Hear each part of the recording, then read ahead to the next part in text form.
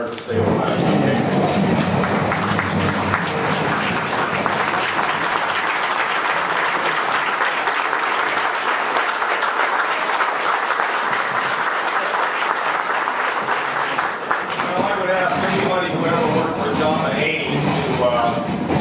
To leave the room, but there wouldn't be anybody left to speak to. So, where is Mahaney? Give him a great round of applause.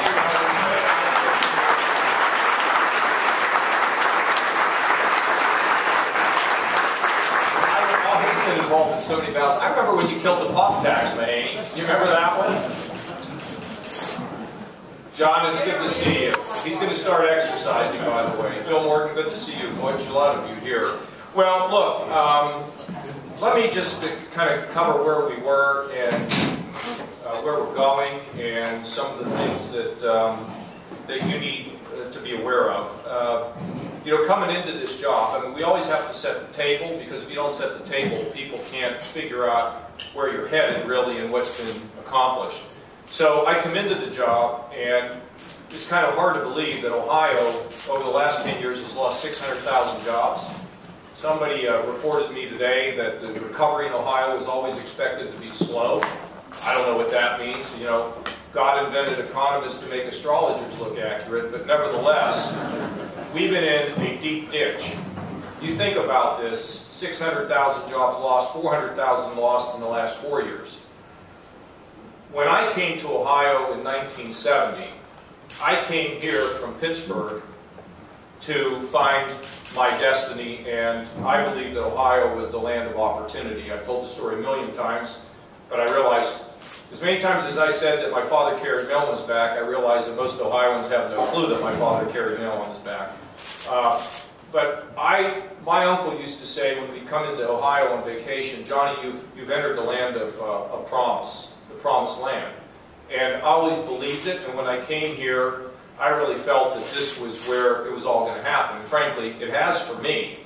But when I look at what has been happening in the state over the last decade, it's a bad story. 600, only 2 other states have lost more jobs than we have over the last 10 years. And that is Michigan, which is understandable because of the auto industry, but it also says, what were they thinking? You don't always have all your eggs in one basket.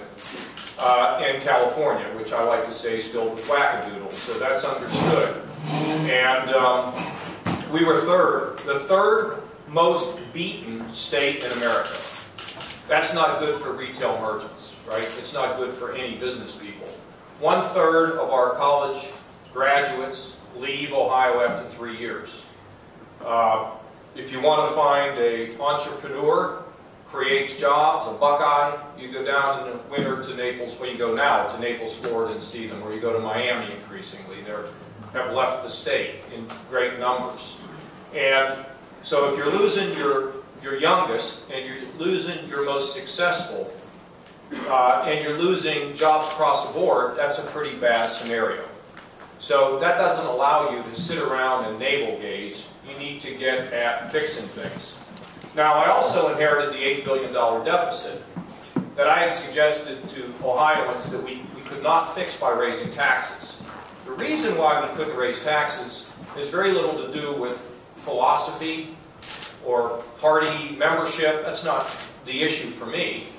The issue for me was, how does Ohio get to be more competitive? Now, between 11:30 and noon today, I had 2 conversations with 2 CEOs about coming to Ohio. Neither of them said to me, how can you raise your costs? You know, they all said to me, what can you give us? Okay, that's what it's about. And that's an interesting decision-making process, because you can't give them more than what you can afford. And that's basically based on a formula of return on investment.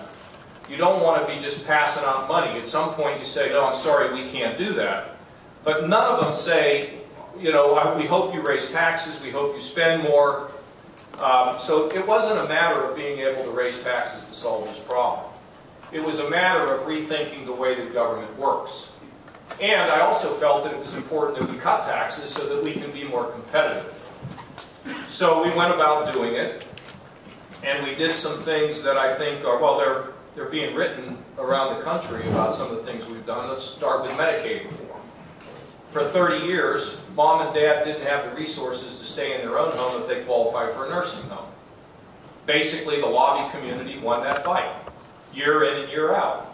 Business Roundtable, the CPAs, every organization in Ohio said, if we can let mom and dad stay in their own home for less cost, why don't we, and they qualify for a nursing home, why don't we let them do it?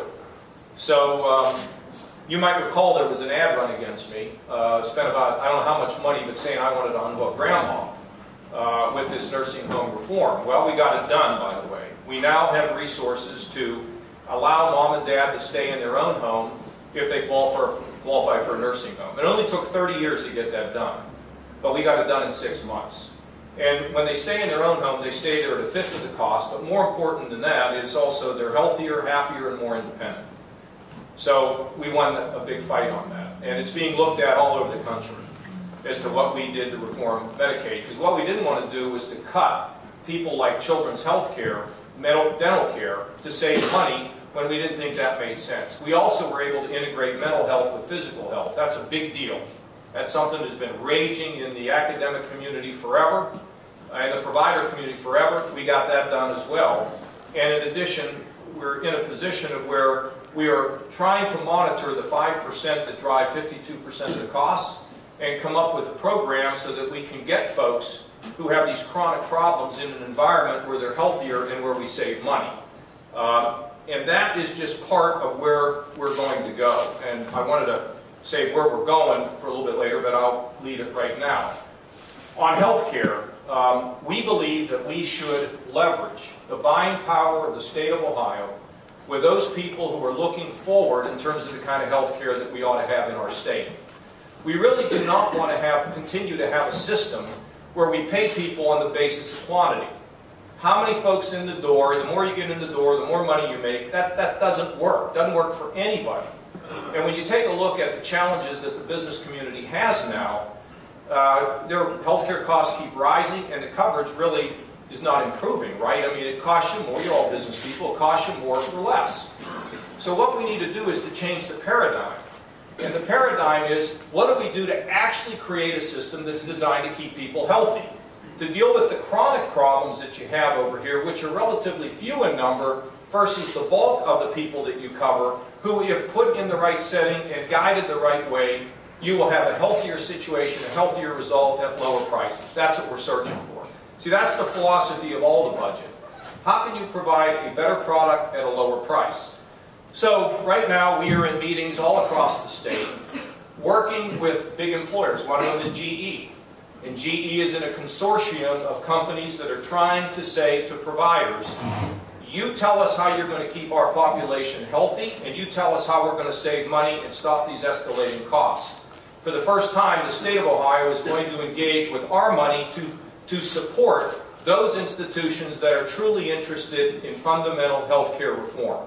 And if we get this done, Ohio will, in fact, be one of the great leaders in this country in terms of providing costs, transforming health care, make it more outcome-based, more transparent so people know what they're getting, and the system makes sense. Now, I just saw a really great article written about the prison reform that we've done in Ohio. You know, last year, I think it was 12,000 people who were in prison for less than 1 year who were nonviolent offenders get stuck in a state prison at an enormous cost, and they end up, in some cases, being placed next to a murderer, a rapist, or a drug dealer. And then we release them unsupervised into the community. Really great approach, isn't it? So we've decided to take it on. Now, this law has been in effect for 25, 30 years. And nobody wanted to take this thing on because if you take it on, people would say, oh, well, you're soft on crime. Okay? You know, I'm not in this job to worry about what people over here say about this or that. I'm in the job to get us a more effective result. So what we have done is we are going to divert the nonviolent offenders, first-time offenders, into a community setting where they can be dealt with, the public will be safe, and at the same time they can be given the tools to reclaim their lives. That is what we want, because we want to lower the recidivism rate. We don't want the recidivism rate to go up. We have also instituted inside the prisons a system of unit management. If you're a violent offender in the prison, you got a real problem. But if you're in the prison and you want to get better, we're going to give you the tools and help you to recover your life.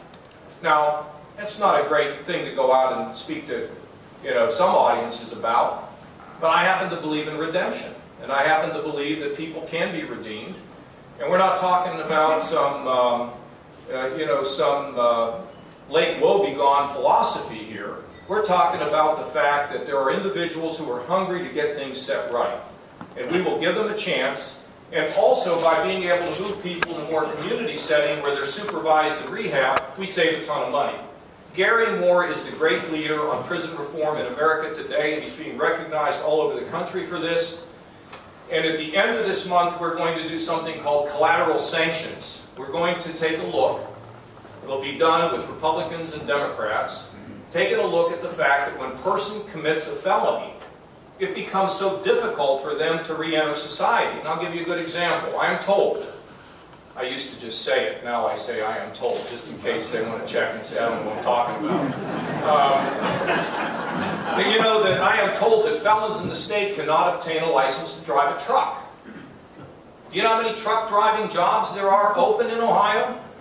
So somebody who receives, for example, stolen property and it's at a value that says you committed a felony, you get cut off from most of the way to claw yourself back and to be reintegrated in your society. I feel strongly about this. Hopefully we will kind of narrow this whole definition of felony so we can get ourselves in a position of where people can have a chance to remake their lives. I'm told of a story